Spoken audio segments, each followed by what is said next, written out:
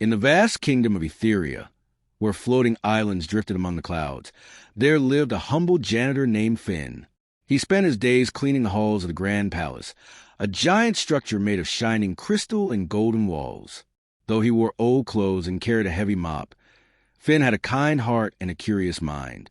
He often dreamed of soaring high through the skies like the beautiful bird folk who dance among the clouds. One day, as Finn cleaned near the royal garden, he overheard a conversation between two court ladies. They spoke of Prince Arlen, the heir to the throne, who had fallen gravely ill. The entire kingdom prayed for him, and the queen, his mother, was distraught at the thought of losing her only son. "His only hope is a star fruit," one lady whispered, "but it grows on a forbidden island where no one dares to go." Finn's ears perked up. He knew the forbidden island well. Legend spoke of a powerful fruit that could heal any ailment, but the island was protected by fierce storms and strange creatures. Still, the thought of a crying prince moved him deeply. He wondered if he could help. That night, after finishing his duties, Finn made a plan. He would sneak away to the forbidden island to find the star fruit. The spark of hope for young Prince Arlen pushed him forward. Under the light of the silver moon, he gathered some supplies, a small bag, a knife, and a weather map drawn by old sailors who spoke of the island's perilous paths. Finn departed just before dawn. He navigated his way through thick fog and squawking birds. When he arrived at the shores of the forbidden island, he felt a mix of fear and excitement. The air was thick with magic, different from anything he had ever known. As he stepped onto the island, bizarre creatures watched him from the trees. They resembled colorful birds, but their eyes were wide and cunning. Finn took a deep breath and moved forward, hoping to find the star fruit. He walked for hours, facing hurdles like swirling mists and sudden gusts of wind. Just when he felt he might lose hope, Finn spotted a glowing tree in the distance. Its branches shimmered with bright yellow star fruits, each one radiating warmth. Finn could hardly believe his eyes. He dashed toward the tree and carefully picked one of the fruits. Suddenly, the ground shook, and the colorful creatures he had seen before swooped down around him. They chirped angrily, fluttering their wings fiercely. Finn held the star fruit close to his chest, feeling both proud and terrified. "Leave him be," a commanding voice boomed. A larger creature, majestic and regal, emerged from the shadows. It had feathers of deep blue and a crown of shining crystals. Finn recognized it as the guardian of the island. "He means no harm. Let him go." The guardian examined Finn with its piercing eyes. "You hold a star fruit. It can save a life, but at what cost? Tell me, young one, are you willing to pay?" Finn hesitated. He thought of Prince Arlen, weak in his bed. "I would do anything for him. Just let me go," he pleaded. The guardian nodded, sensing the janitor's sincerity. "Then take the fruit. But remember, all actions have their consequences." Finn thanked the guardian and hurried back to the island, narrowly escaping the wrath of the angry creatures. When he returned to the palace, breathless and weary, he found the queen waiting, her face pale and worried. But when Finn showed her the star fruit, a flicker of hope crossed her face. "You brave soul," she whispered. "You have done what few could." As the queen held the fruit in her delicate hands, she looked toward the chamber where Prince Arlen lay. She rushed inside with Finn right behind her. The prince was pale, with sweat coating his forehead. The queen gently squeezed the fruit until its juice dripped over her son's lips. Slowly, warmth returned to his body. Color returned to his cheeks as he opened his eyes and smiled at his mother. But outside the room, guards whispered among themselves, their heads turning toward Finn. The story of the janitor's audacity had spread quickly. They had seen him take something from a forbidden island after all. The whispers grew louder, more urgent. When the queen finally emerged from the chamber, the guards stood in a line, their faces serious. "Your Majesty, the janitor dared to steal from the forbidden island. He must be punished." The queen turned to the guards, her heart racing, for she could not bear the thought of losing Finn. "No, he saved my son," she exclaimed. But one guard stepped forward and whispered, "Your Majesty, the law is absolute. He must be executed to keep peace among the creatures. If we show weakness, they will rise against us." Finn's heart sank as he heard the word execute. He looked desperately to the queen, who now stood torn between her love for her son and her duty to her kingdom. Caught in a whirlwind of emotions, the queen finally found her voice. I will not allow violence to cloud my judgment. Finn acted out of love. If we can execute him, we may lose the chance of more acts like his. The queen turned to Finn, her expression softening. You showed bravery, and for that, you deserve grace, she said softly. But the murmurs among the guards only grew. Finn felt a swell of gratitude, but he was afraid. Your Majesty, I only wished to help. I did not intend to break any laws. Your heart was true, the queen replied, but the consequences are dire. Then she turned and added, I will speak to the guardian of the island. Perhaps there is a way to save you, one that will not anger them further. As the queen made her way to the forest edge to summon the guardian, Finn waited, his heart filled with hope and fear.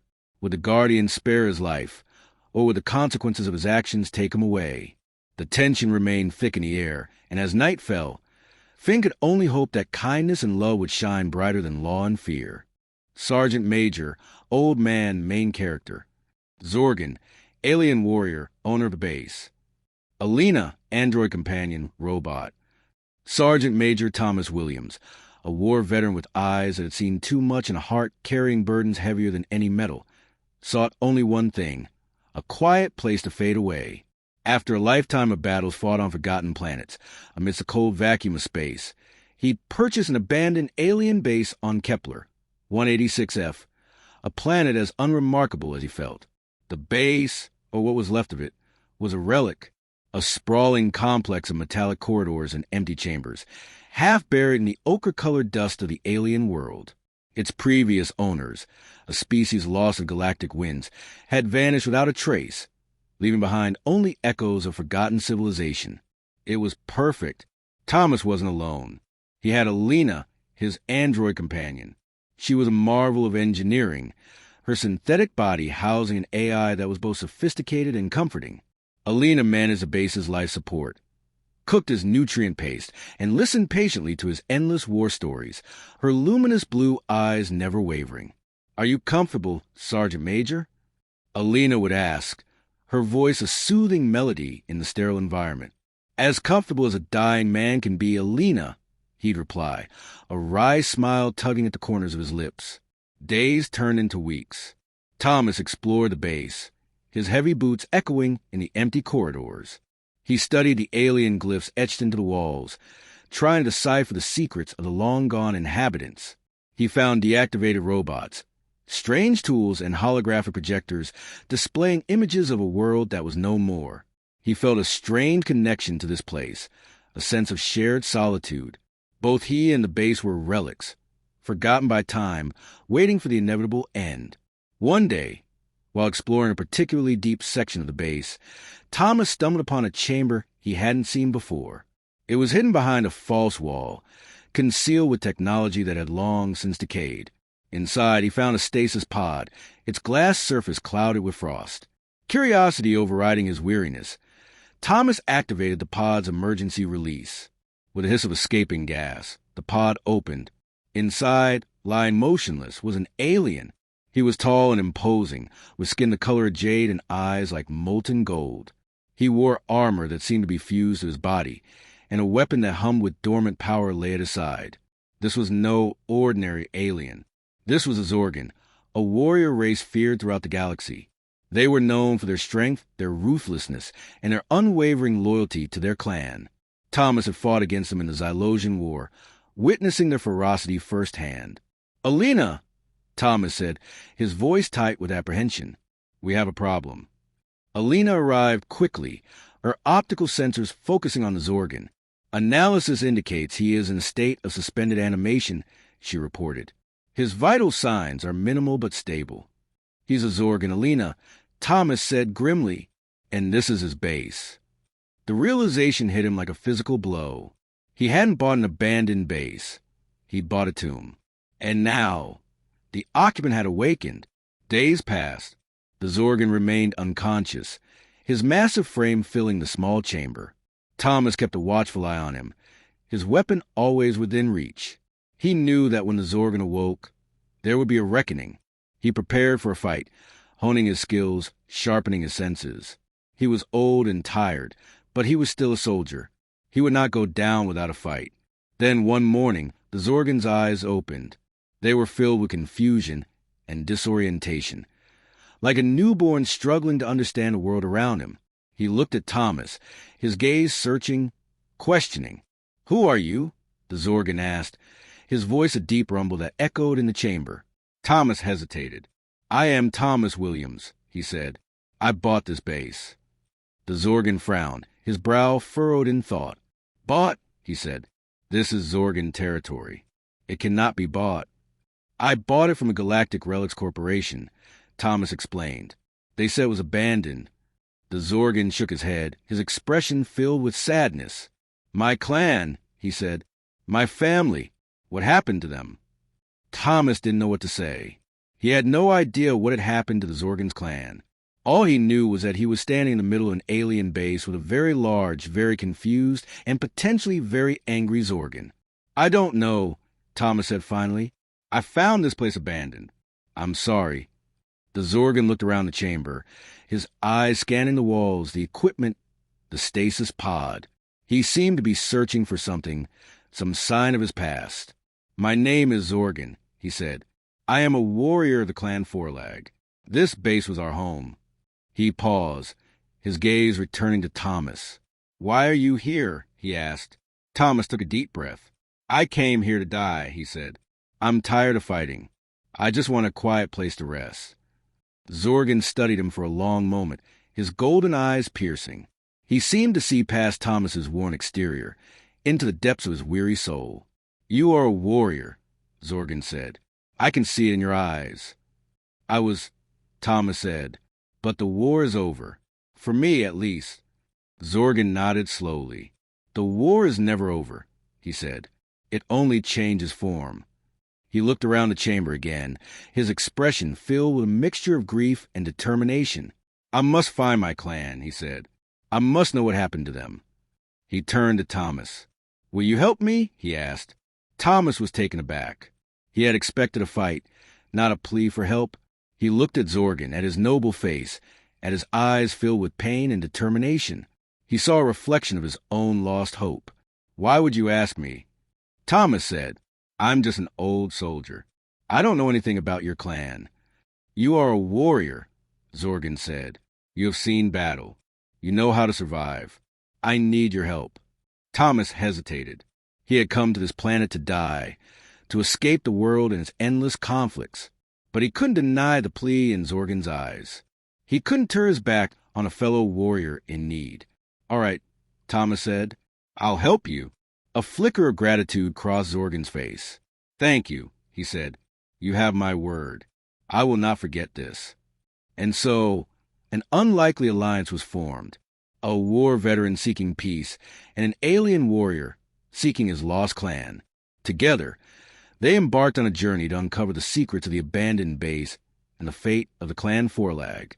As they prepared to leave the chamber, Thomas felt a strange sensation in his chest. It wasn't the weariness he had grown accustomed to, but something else, something he hadn't felt in a long time, a spark of hope. Perhaps, he thought, he hadn't come to this planet to die. Perhaps he had come here to live again. His heart, which had been frozen for so long, began to thaw, warmed by the unexpected companionship and the promise of new adventure. The abandoned alien base, once a tomb, had become a starting point. And for Thomas Williams, the war veteran, a new battle had just begun. In a quiet part of the universe, on a remote planet known as Alara, a war veteran named Thomas Grayson sought peace in his twilight years. Thomas had fought in many battles across the galaxy, each one leaving scars on his body and soul. Now, he yearned for solitude, away from the cheers of glory and the chaos of war. He yearned for a place to die, a place to remember and forget. One day, while exploring the dusty corners of an old galactic market, Thomas stumbled upon a forgotten piece of real estate. It was an abandoned alien base, half buried in the sands of time, its walls echoing with stories of a once thriving civilization. The base had glowing crystals that shimmered in the dark, reminiscent of stars. Thomas felt a strange connection to it and decided to buy it, believing it would be the perfect place to fade away. As Thomas began to settle into his new home, he found comfort in its eerie silence. The base had long hallways, empty rooms, and a large central dome with a dome-shaped ceiling that displayed images of other worlds. The old technology fascinated him, and he spent his days fixing old machines and exploring the base. Yet, he could not escape the haunting memories of war that replayed in his mind. One evening, as Thomas sat in the central dome, lost in thought, a soft humming sound filled the air. He looked up and saw a flickering light above him. Suddenly, the light grew brighter, and before he knew it, a figure materialized in the center of the dome. It was a tall alien, unlike anything he had ever seen. Its skin glowed with a soft green hue, and its eyes sparkled like jewels. The alien floated gracefully, looking down at Thomas with both curiosity and concern. "My name is Lyra," the alien said, her voice resonating through the dome like music. "This is my home." Thomas's heart raced. "Your home?" he echoed, glancing around the base. "I didn't know anyone still existed here." Lyra smiled gently. "This base was abandoned long ago after our civilization fell. I thought I was the last of my kind. But now—" She paused, studying Thomas closely. "You are here." Thomas felt a lump form in his throat. This was the first living being he had encountered in years who didn't carry the weight of battle. "I bought this place to find peace," he admitted, "to spend my final days away from the scars of war." Her expression softened, and for the first time, he felt a shared understanding. They sat together, exchanging stories of their lives and battles. Lyra told him about her beautiful homeworld, filled with vibrant colors and harmonious energy. She described how her people had thrived before a great war shattered their existence. Thomas couldn't help but notice how similar their lives were, though separated by galaxies and species. Days turned into weeks, and Thomas and Lyra grew closer, sharing each other's cultures. Lyra taught Thomas about the ancient technology of her people, while Thomas shared stories of valor from the battlefield. Their connection deepened, and for the first time in years, Thomas felt alive. With Lyra, he found someone who understood his pain, and in her presence, he believed he could forgive himself. One day, as they stood on a balcony overlooking the vast desert, Thomas realized he didn't want to die anymore. Lyra had breathed hope into his heart, igniting a fire he thought had long been extinguished. However, that peace was shattered when Lyra received a signal from her home planet.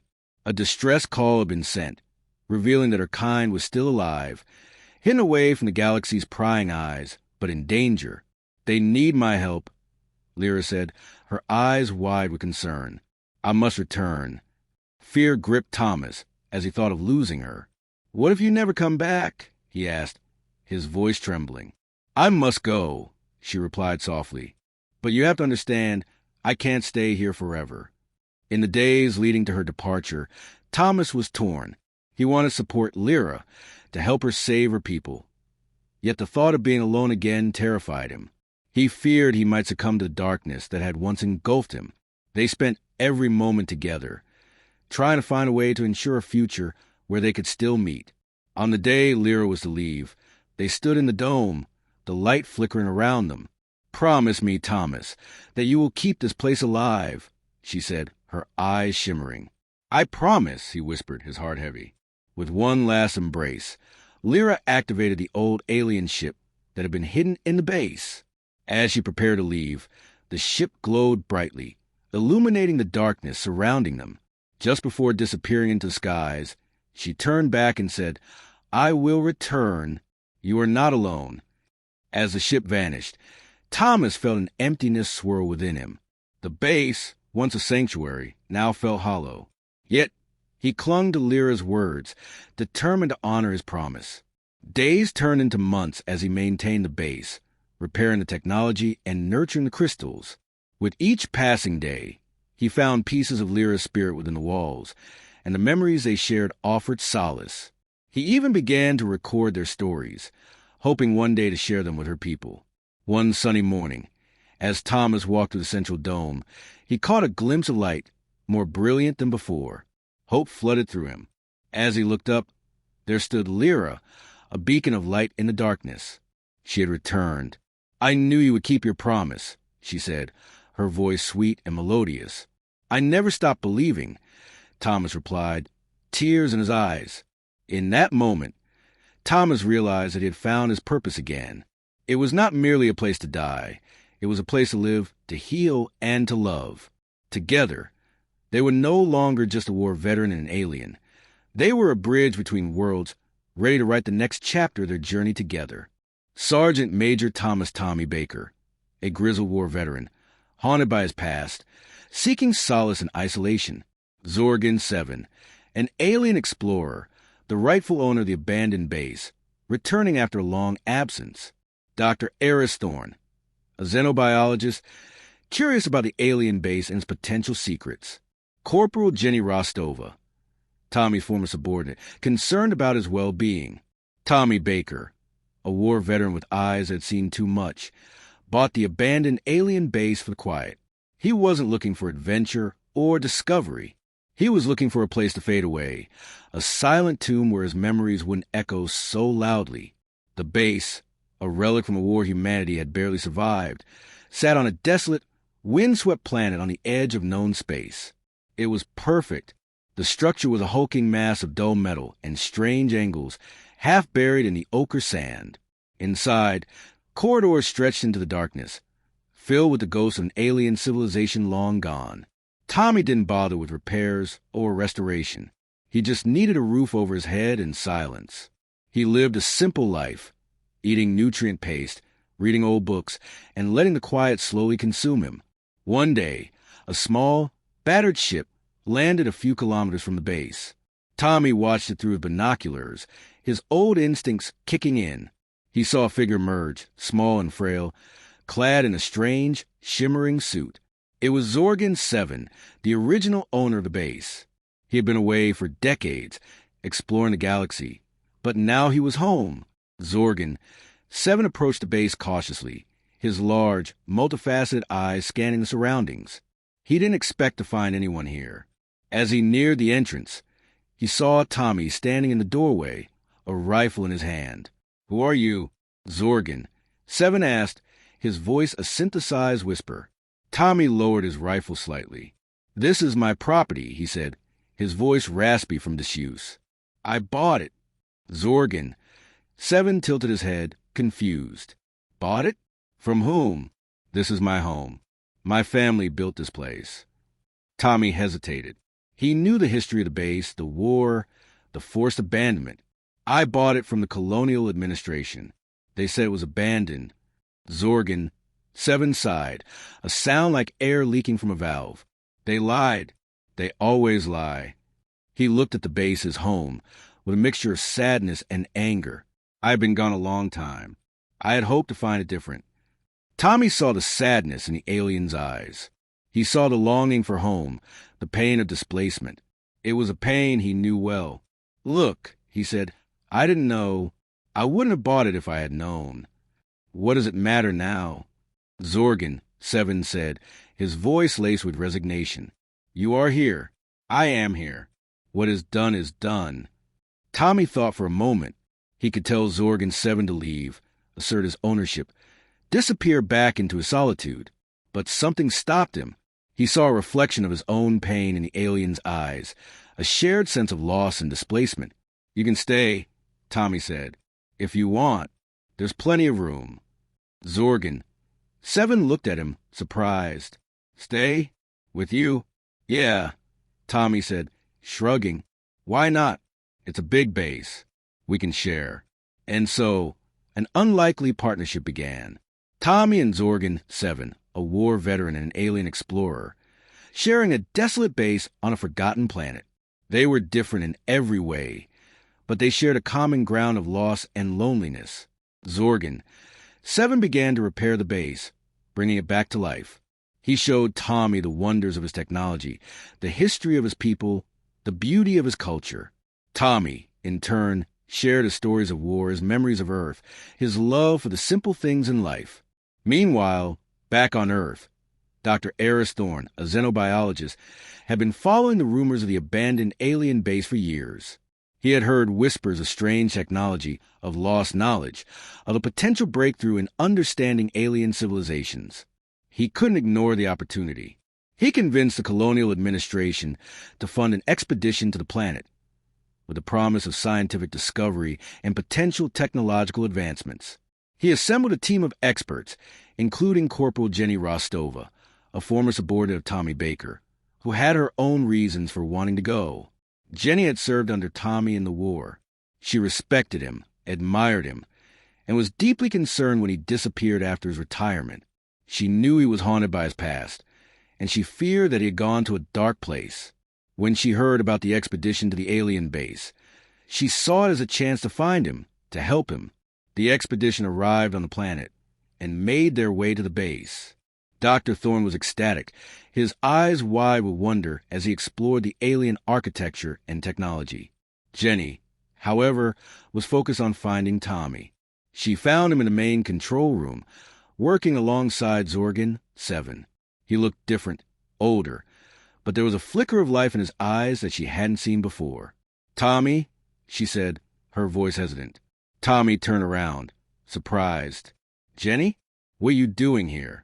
"I came to find you," she said. "I was worried about you." Tommy smiled, a genuine smile that reached his eyes. "I'm all right, Jenny. I'm better than all right." He introduced her to Zorgan 7, explaining their unlikely partnership. Jenny was skeptical at first, but she soon saw the genuine connection between them.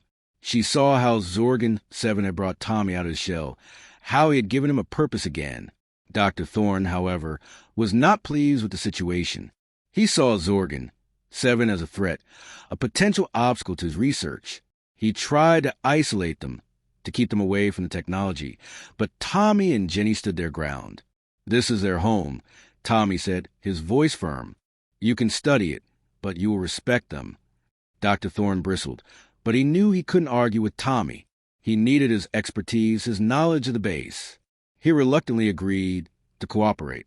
As the expedition continued, Tommy and Zorgan 7 worked alongside Dr. Thorne and his team, sharing their knowledge and insights. They discovered new technologies, deciphered ancient texts, and uncovered secrets that had been hidden for centuries.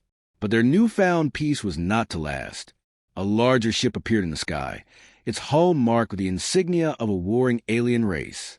They had been tracking Zorgan 7, seeking to exploit his knowledge and technology. The ship landed near the base, and soldiers emerged, weapons drawn. They demanded Zorgan 7 surrender, threatening to destroy the base if he refused. Tommy stepped forward, his old instincts kicking in. He had faced down enemies before, and he wasn't about to back down now. "You'll have to go through me," he said, his voice steely. The soldiers opened fire, and the base erupted in chaos. Tommy, Jenny, and Zorgan 7 fought back, using their combined skills and knowledge to defend their home. Dr. Thorne, initially paralyzed by fear, found his courage and joined the fight. He saw the value of what they had built, the importance of protecting this unique partnership. The battle was fierce, but in the end, they prevailed. They repelled the attackers, sending them fleeing into the darkness. As the dust settled, Tommy looked around at his makeshift family. Jenny, Zorgan 7, even Dr. Thorne. He realized that he had found something he thought he had lost forever, a reason to live, a purpose to fight for. The sun hung low in the sky, casting long shadows over the abandoned alien base. It was a strange structure, a mix of warped metal and bright colors that shone even after years of neglect. The walls had strange symbols etched all over, a language that no one on Earth understood. This was the home of Jack Lawson, a war veteran whose heart was heavy with memories. Jack was a man of few words. He had seen too much during his time in the military, and his mind was filled with visions of the battlefield. After coming home, he felt lost. Friends had moved on, and the world seemed full of noise and confusion. So, when he stumbled upon the alien base in an uncharted part of the desert, it felt like a sign. He decided to buy it, thinking it would be a perfect place to wait out his remaining days in peace. The base was not just any building. It was vast, with corridors that seemed to stretch endlessly. Jack felt a strained connection to the place. He spent his days exploring its depths, learning to navigate the puzzle-like layout. The air was thick with dust, and the silence was almost comforting, like a warm blanket that wrapped around him. One evening, as the stars sparkled in the clear desert sky, Jack was fiddling with a strange control panel he had found. It was made of shiny materials and had a glowing blue light at its center. He had no idea what it did, but something about it drew him in. As his fingers brushed over the buttons, the screen lit up, showing a series of symbols and diagrams. Then something unexpected happened. The walls of the base hummed, and a warm light filled the space around him. At first, Jack felt fear crawling up his spine. He backed away from the panel, but the light grew brighter. It flickered, and from the center of the control panel, a figure began to form. A tall, slender figure shimmered into view, its skin a deep emerald green with a soft, luminescent glow. Jack's heart raced. Was he dreaming? Had he lost his mind? The figure stepped forward, and even though it did not have facial features like a human, Jack felt an overwhelming presence, a warmth that eased his fears. "I am Alia," it said, its voice smooth and melodic. "I am the last of my kind and the rightful owner of this base." Jack blinked, taking a step back. "Rightful owner?" he echoed, still trying to process the situation. "But no one was here. I thought it was abandoned." Alia floated closer, its form shifting slightly. "Long ago, we used this base to explore the universe. When danger approached, we sealed it and fled, believing we could return. But I was trapped, lost in stasis, while my kin disappeared." Jack listened carefully, feeling a strange mix of emotions. Here was a creature that had faced loneliness far beyond his understanding. He thought about his own isolation after returning from war, a feeling he had tried to escape by hiding in this base. You don't have to be alone anymore," he said slowly, surprising himself with his own words. "I know what loneliness feels like." Alia tilted its head, its glowing eyes softening. "You have given me hope, but I cannot return to my people. They are gone." "Maybe hope is what we both need," Jack offered. "You could stay here with me. I could help you learn about Earth, and you could teach me about your world." A silence hung in the air, and Jack felt a simmering connection growing between them. Alia nodded slowly. "I would like that." Days turned into weeks as Jack and Alia worked together, exploring Earth and the rich history of the universe. Jack taught Alia about human customs, sharing stories about his life and the war that had haunted him for years. In return, Alia showed Jack the wonders of the cosmos, speaking of galaxies far away and the beauty of life on alien planets. They devised a plan to make the base functional again, giving it life after so many years of silence. Jack found that, despite the differences in their appearances, he and Alia understood each other in unexpected ways. They formed a bond, one that began to heal the scars of Jack's past. For the first time, he felt a spark of joy. However, the peace was short-lived. One night, as the sky turned dark, a tremor ran through the base. Alia's face became serious. "They have come for me," it said, voice trembling slightly. "Others believe this base holds great power. I cannot let them take me." Jack's heart raced as he thought of the danger approaching. "What will we do?" he asked, feeling a sense of urgency. "You must fight for me, like you fought for your people before," Alia said. "I will teach you how to use the defenses of this base."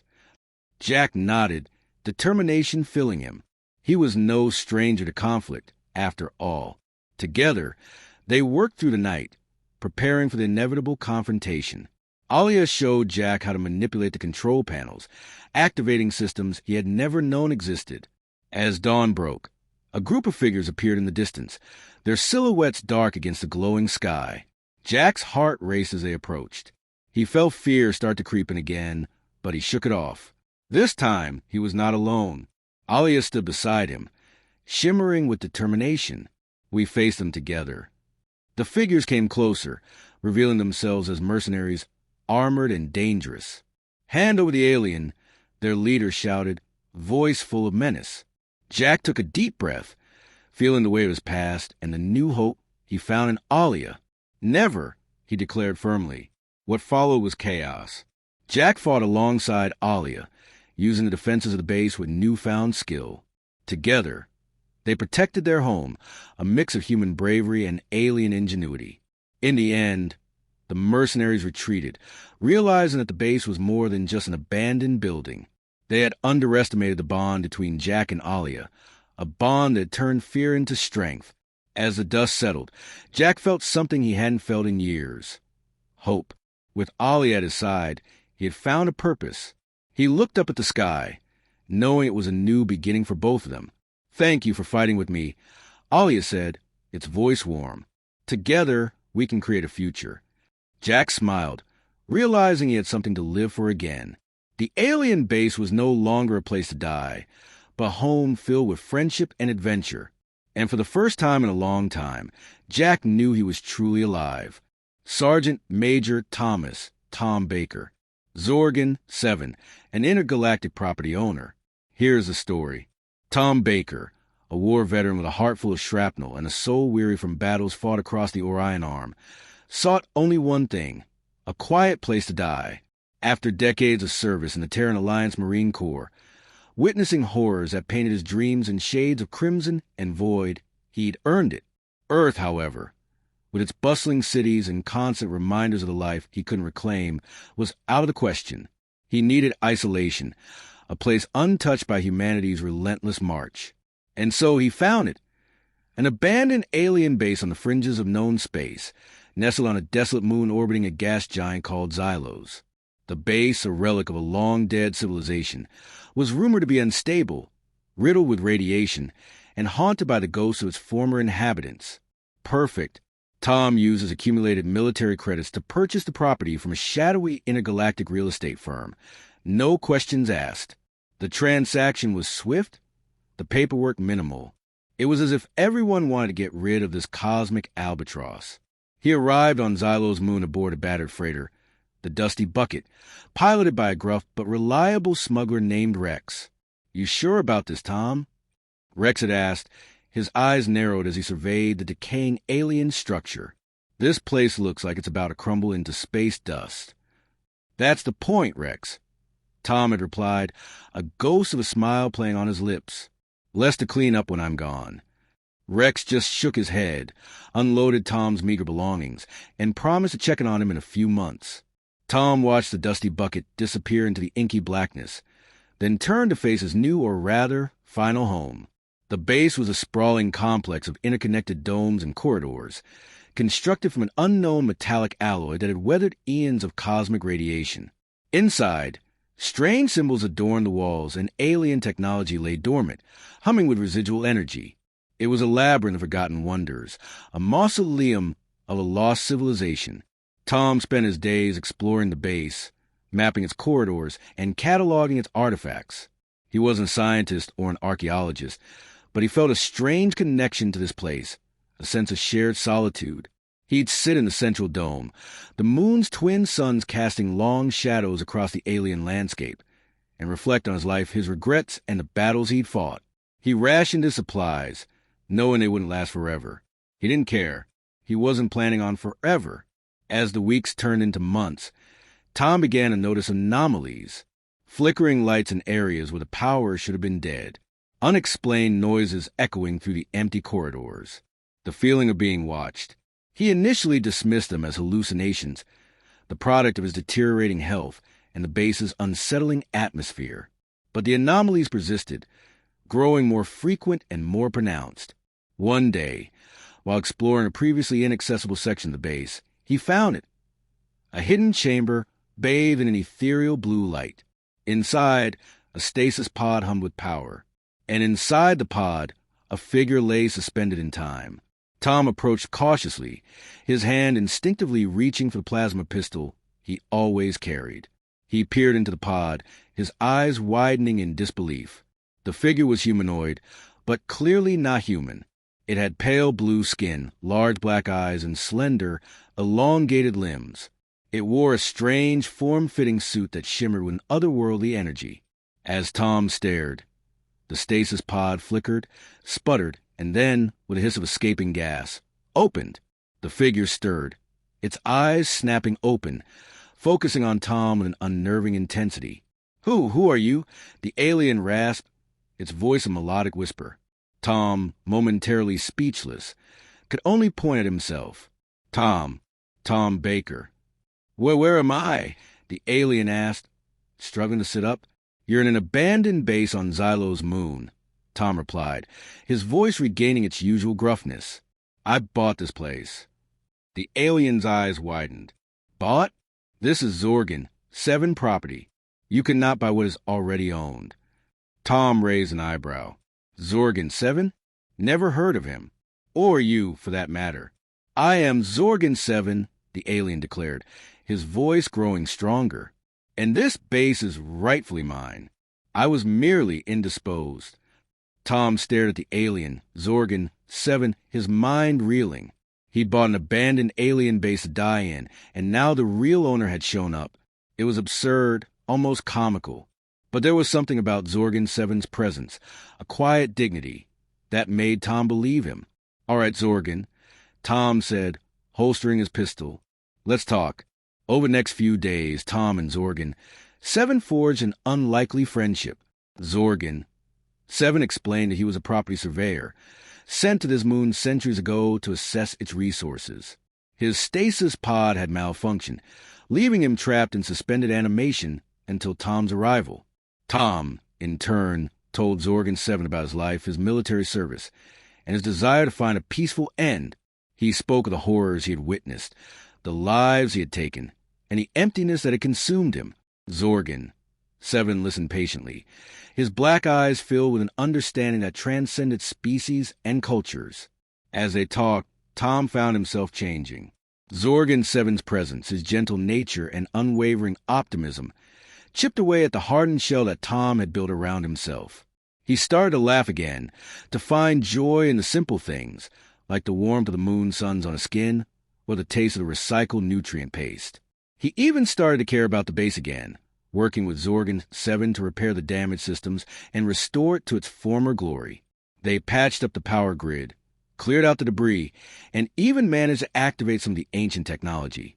One evening, as they sat in the central dome, watching the gas giant Xylos swirl in the sky, Zorgan 7 turned to Tom. You know, Tom, he said, his voice soft, you don't have a die here. Tom looked at him, surprised. What do you mean? You've been given a second chance, Tom, Zorgan 7 explained. You found purpose again, a reason to live. Don't throw it away.